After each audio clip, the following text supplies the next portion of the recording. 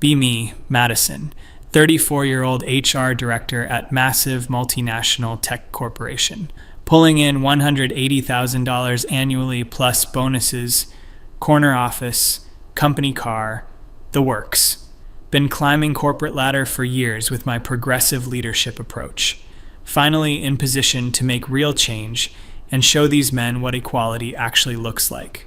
Most satisfying part of my day is watching male employees squirm when I explain their unconscious biases. Sitting in executive meeting last Tuesday, CEO talking about enhancing workplace culture and addressing systemic issues. Perfect opening. I'd like to propose a comprehensive awareness training program targeting the root causes of workplace inequality. Executives nodding along like sheep. This will be a mandatory program designed to address inherent problematic behaviors and mindsets. Spend next 3 weeks crafting the perfect training curriculum, calling it Deconstructing Workplace Privilege, a journey toward authentic allyship. 40 hours of mandatory sessions spread across 2 months. Every single male employee from entry level to senior management required to attend. Women completely exempt because they're already enlightened, obviously. This is about education, not punishment, I keep telling myself. First session rolls around, conference room packed with uncomfortable men. Gentlemen, we're here today because the workplace has been shaped by centuries of male-dominated thinking. Watching them shift in their seats gives me actual dopamine hits. Today you'll begin examining your role in perpetuating systems that marginalize your female colleagues. Session 1 requires each man to stand up and publicly acknowledge 3 ways they've benefited from male privilege. Watching David from accounting stammer through his confession is absolutely delicious. I guess I've never worried about walking to my car alone at night. Very good, David, recognizing that privilege is the first step toward growth. By week 2, I'm really hitting my stride. Implemented listening circles where men sit silently while I read statistics about workplace inequality. They're not allowed to speak, only reflect and absorb. Had Marcus from IT try to raise his hand with a question. Marcus, this isn't a debate. Your job right now is to listen and learn. The look of frustration on his face is chef's kiss. Week 3 introduces accountability exercises. Each man writes a formal apology letter to their female colleagues for perpetuating harmful masculine norms.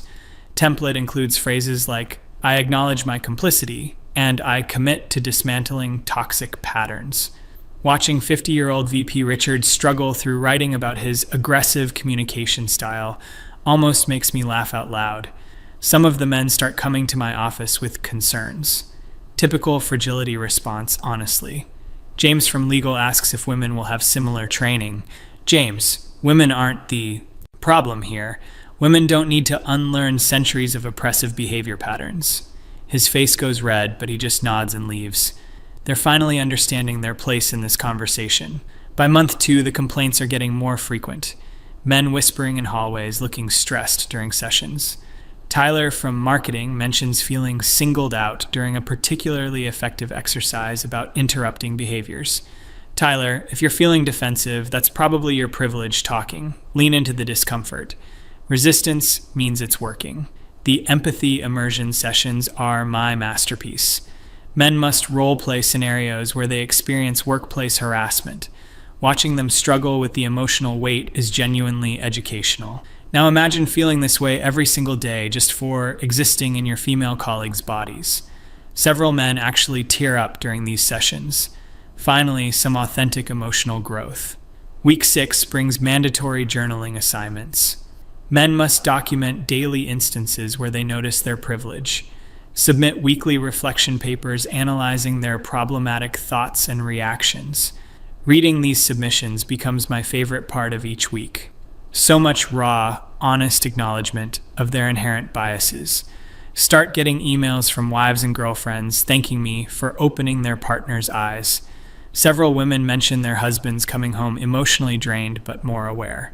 This is exactly the cultural shift we needed. Finally addressing the root causes instead of just treating symptoms. Around week 7, some troublemaker named Kevin starts asking about legal implications. Kevin, education isn't discrimination.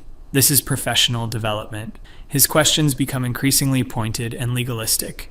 clearly trying to undermine the program with bad faith arguments. Document every interaction in case HR needs to address his disruptive behavior later. Other men start joining Kevin's little resistance movement, asking for documentation and policy justification. Suddenly, everyone's a legal expert when their comfort zone gets challenged. Gentlemen, your resistance to growth is exactly why this program is necessary. Shut down their complaints before they can gain any momentum. Week 8, the CEO asks for a brief update on program effectiveness.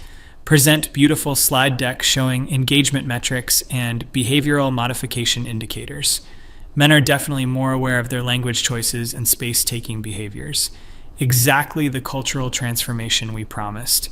CEO seems satisfied with the progress reports. Getting called into emergency executive meeting on a Friday afternoon. Weird energy in the room, lots of serious faces. CEO has stack of papers in front of him, lawyer sitting in corner. Madison, we need to discuss some concerns that have been raised about your training program. Apparently, some of the men got together and hired external counsel, claiming the program constitutes discriminatory treatment based on gender. Completely absurd legal interpretation of basic educational initiatives. This is just standard diversity training adapted for our specific workplace needs. Lawyer starts reading from their complaint. Mentions mandatory attendance based solely on gender. Deliberate exclusion of female employees from required programming. Hostile work environment created through targeted humiliation tactics. Every phrase makes my stomach drop a little lower. Madison, did you require men to write apology letters to female colleagues? That was an accountability exercise designed to foster authentic reflection. Lawyer's eyebrows raise as he makes notes. CEO looking increasingly uncomfortable with each detail. Turns out, Kevin documented everything.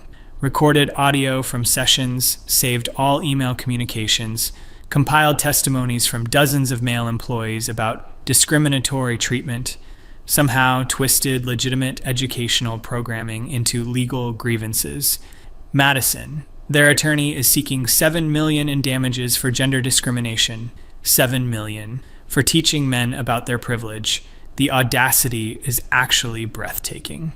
Lawyer explains the company's liability exposure, mentions something about Title VII violations and equal treatment standards.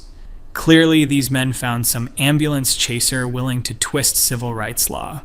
This is exactly the kind of resistance successful change initiatives always face. CEO stops me mid-sentence. Madison, effective immediately, the training program is suspended pending legal review. Suspended. After all the progress we've made, after all the consciousness raising and authentic growth. Spend weekend researching the legal claims. Surely there's precedent for gender-specific educational programming. Mandatory training targeting specific demographics happens everywhere. This has to be frivolous litigation designed to intimidate progressive leadership. Monday morning brings meeting with company's general counsel. Apparently, the complaint includes specific examples of humiliating treatment, mentions men being forced to confess privilege in front of groups, describes listening exercises as punitive silence requirements. They're weaponizing the language of education against itself. Madison, did you tell Tyler from marketing that feeling defensive meant his privilege was talking? I was helping him understand his emotional responses within a framework of growth. Lawyer winces and makes more notes. Somehow therapeutic guidance becomes verbal abuse in their narrative. Wednesday brings news that local employment attorneys are reaching out to more male employees. Apparently the story leaked, and now it's becoming a feeding frenzy. Men from other departments coming forward with their own experiences. Suddenly, everyone's a victim of basic educational programming. CEO calls me in Thursday morning, with HR, VP, and legal counsel present. Madison, we've decided to place you on administrative leave while this gets resolved. Administrative leave for implementing approved diversity initiatives. This is temporary until we can assess the full scope of potential liability. Sitting at home for 2 weeks watching the news coverage, local business journal picks up the story. Headline reads, Tech giant faces discrimination lawsuit over male-only training program. Comment sections filled with typical male fragility responses. Finally, someone standing up to reverse discrimination. Company settles the lawsuit for $4.2 million. $4.2 million for teaching basic privilege awareness. Press release includes formal apology for programming that inadvertently created discriminatory workplace conditions. Get termination letter delivered via certified mail. Effective immediately due to policy violations and potential liability exposure. 20 years of HR experience destroyed by fragile masculinity and opportunistic lawyers. Severance package contingent on signing NDA about training methodologies. Trying to find new position proves surprisingly difficult. Every HR director role requires extensive background checks. Somehow this incident follows me to every interview. We see you were involved in some litigation at your previous company. Headhunters stop returning calls after initial conversations. LinkedIn messages about opportunities suddenly dry up. Professional network becomes mysteriously unavailable for coffee meetings. Apparently, being innovative in diversity programming makes you high risk. 6 months later, still unemployed. Savings account draining faster than expected. Had to downsize apartment and sell company car. Watching men celebrate online about justice being served makes me physically ill. Ran into former colleague Emma at coffee shop last week. Madison, I heard what happened. Such a shame because your heart was in the right place. Heart was in the right place, like I was some naive idealist instead of experienced professional. Companies are just so lawsuit scared these days. Started freelance consulting to pay rent, mostly small nonprofits who can't afford real HR directors. Income dropped from 6 figures to barely covering basic expenses. All because I tried to address systemic workplace inequality. The worst part is watching the company hire a new HR director, some middle-aged white guy named Robert, who immediately canceled all diversity initiatives. Back to status quo corporate culture where privilege goes unexamined. Everything I worked toward completely reversed.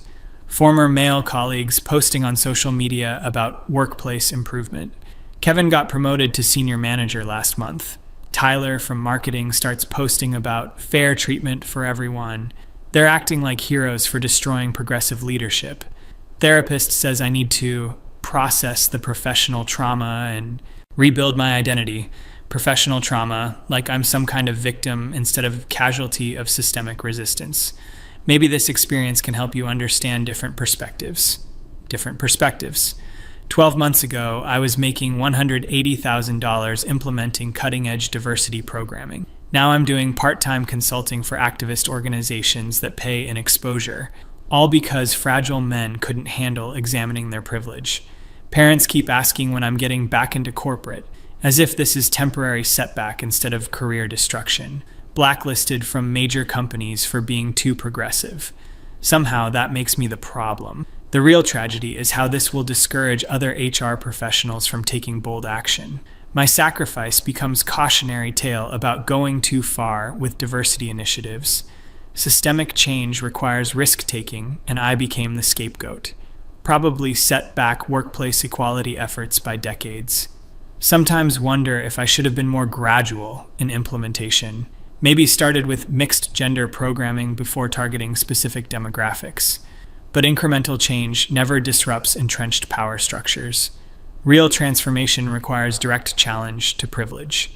Still believe the training content was necessary and effective. Men genuinely became more aware of their unconscious biases. Several participants later admitted the experience was eye-opening. Unfortunately, their lawyers convinced them to reframe education as oppression.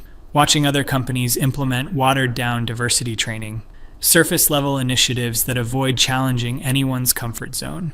Exactly the kind of performative programming that changes nothing. My approach actually produced measurable behavioral shifts. The lawsuit settlement included mandatory inclusive training design workshops for all HR staff, basically teaching people to avoid my mistakes of targeted programming, turning my innovative methodology into example of what not to do. Professional legacy becomes cautionary tale about excessive progressivism. Started writing anonymous blog about the experience. The price of pushing boundaries. An HR director's story. Maybe other women can learn from my situation, avoid the legal pitfalls while still pursuing meaningful change. Networking events become exercises in damage control. Oh, you're Madison from that training program controversy. Immediately having to defend basic diversity education principles. Professional reputation permanently tied to one bold initiative. Former CEO reached out last month through intermediary. Apparently wants to clear the air and discuss lessons learned. Lessons learned. Like my termination was educational opportunity rather than career assassination. Politely declined through my attorney.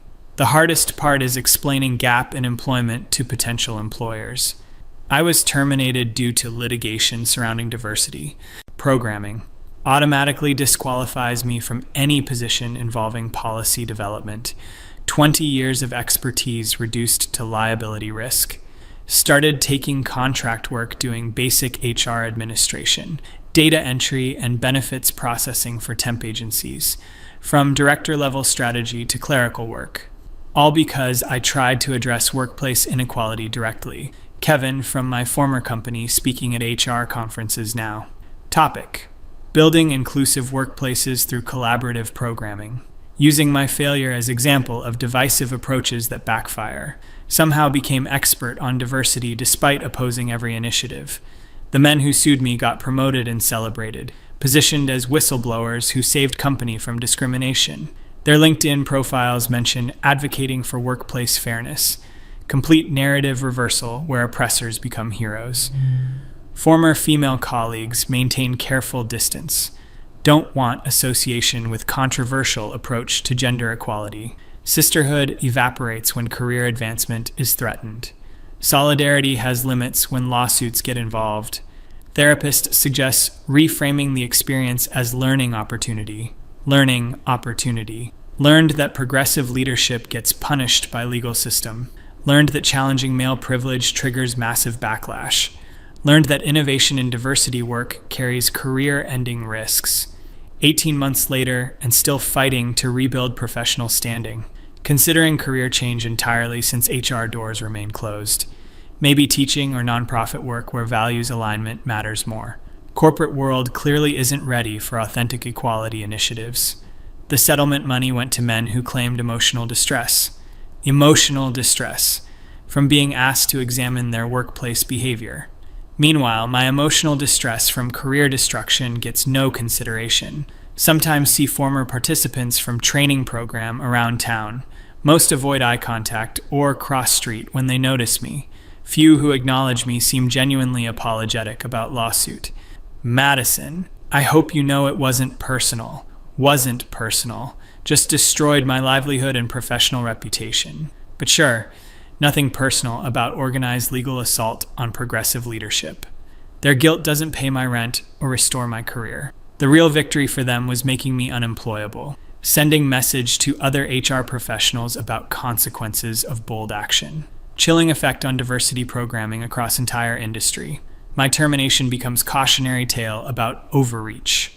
Started volunteering with legal aid clinic helping employment discrimination victims.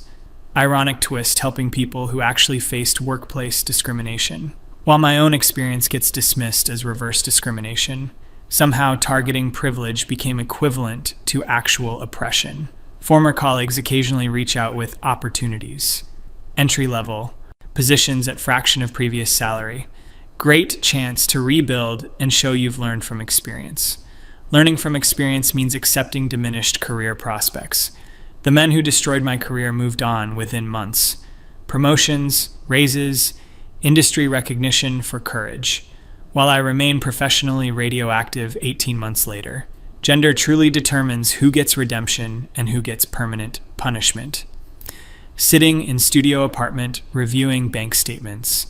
Calculating how long savings will last at current spending rate. From corner office to cramped apartment because I challenged male comfort zones. This is the price of being unwilling to accept incremental change. Parents finally stopped asking about getting back into corporate. Reality of professional blacklisting finally sinking in. Maybe this is opportunity to pursue your passion projects. Passion doesn't pay student loans or health insurance premiums. The men who sued me probably don't think about impact on my life. Moved on to career advancement while I struggle with basic survival. their brief discomfort during training sessions versus my ongoing unemployment. Proportionality was never a factor in their victimhood narrative. Sometimes wonder what would have happened with different implementation strategy, voluntary participation instead of mandatory attendance, mixed gender groups instead of targeting specific demographics. But compromise never produces transformative change. Watching new generation of HR professionals avoid anything remotely controversial, diversity programming reduced to safe platitudes and surface-level initiatives, my failure becomes reason to avoid challenging systemic inequality, progress delayed indefinitely by legal precedent. The lawsuit settlement included company admission that training violated equal treatment principles. Equal treatment, like centuries of male workplace dominance, somehow makes gender-specific education discriminatory. Legal system protecting existing power structures under guise of fairness. Former company's stock price actually increased after settling lawsuit. Investors apparently relieved by resolution and return to normal operations. My termination literally added value to shareholder portfolios. Capitalism rewards punishment of progressive leadership.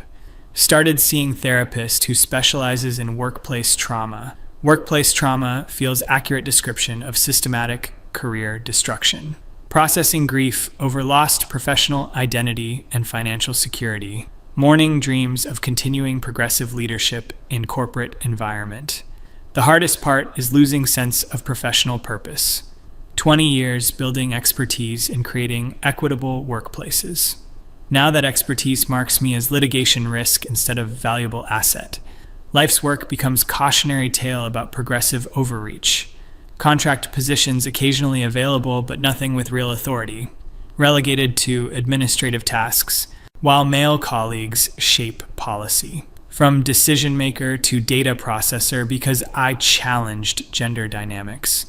Professional exile disguised as fresh start opportunities.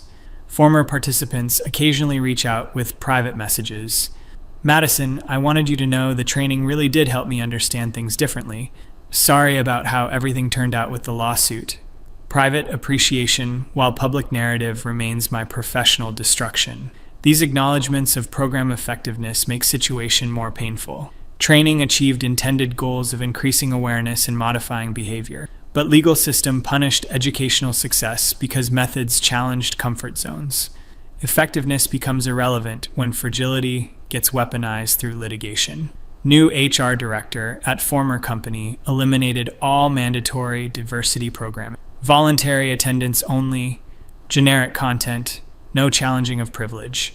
Back to ineffective initiatives that changed nothing fundamental. My replacement specifically hired to avoid controversial approaches. Industry publications occasionally reference Madison case as cautionary example. How progressive HR initiatives can backfire through poor implementation. My methodology becomes example of what not to do. Professional legacy reduced to warning about excessive progressivism. The men who sued me positioned as workplace equity advocates, speaking at conferences about inclusive approaches to diversity training, using experience of destroying my career to build their own professional brands. Oppressors become thought leaders on preventing oppression. Financial pressure forced me to consider bankruptcy consultation, from six-figure salary to potential bankruptcy in under 2 years. All because I implemented targeted training to address gender inequality. Professional destruction becomes personal financial catastrophe. Parents suggest moving back home to regroup and recover, admitting defeat and returning to childhood bedroom at age 35. Professional independence destroyed by male fragility and legal opportunism. Complete reversal of adult achievement because I challenged systemic privilege. The settlement agreement included clause preventing me from disparaging company publicly. Can't even tell full story of what happened without violating NDA. Silenced about own professional destruction while opponents freely shape narrative. Legal system protects corporate reputation while destroying individual victims. Former female colleagues avoid association but privately express sympathy. Madison, I admired what you were trying to accomplish. Unfortunately, the execution just wasn't sustainable. Sympathy doesn't restore career or pay living expenses. Sustainable apparently means avoiding anything that challenges male comfort. Sustainable means incremental change that threatens no one. Sustainable means accepting inequality rather than risking backlash. Learned that. Transformation requires sacrifice I wasn't prepared to make. 24 months later, and story occasionally resurfaces in employment law discussions. Landmark case of reverse discrimination in workplace training. My attempt to educate men about privilege becomes precedent for protecting male comfort. Legal victory for maintaining status quo power dynamics. The real tragedy is chilling effect on other HR professionals. Avoiding innovative programming to prevent career-ending lawsuits. Diversity initiatives reduced to safe, ineffective platitudes. Progress delayed indefinitely by fear of legal retaliation. Sitting in studio apartment reviewing job applications for administrative positions. From HR director implementing policy to clerk processing paperwork. Professional trajectory completely reversed because I targeted male privilege directly. This is what happens when women challenge systemic inequality too boldly. Former company's hiring of male HR director sends clear message. Women who push boundaries get terminated and blacklisted. Men who oppose progress get promoted and celebrated. Gender determines who survives challenging workplace power dynamics. The lawsuit victory becomes template for opposing diversity initiatives. Legal precedent that targeting specific demographics constitutes discrimination. My failure enables future challenges to any programming that addresses privilege. Professional destruction serves broader agenda of maintaining inequality. Therapist asks about acceptance and moving forward. Moving forward means accepting diminished career prospects. Acceptance means acknowledging that challenging male privilege carries permanent consequences. Healing requires grieving dreams of continued progressive leadership. 2 years later, an unemployment gap makes finding equivalent position impossible. Professional skills atrophy while male colleagues advance. Career permanently derailed by single initiative that threatened comfort zones. This is the price women pay for being unwilling to accept incremental change. The men who destroyed my career probably sleep peacefully. Brief discomfort during training sessions versus ongoing professional exile.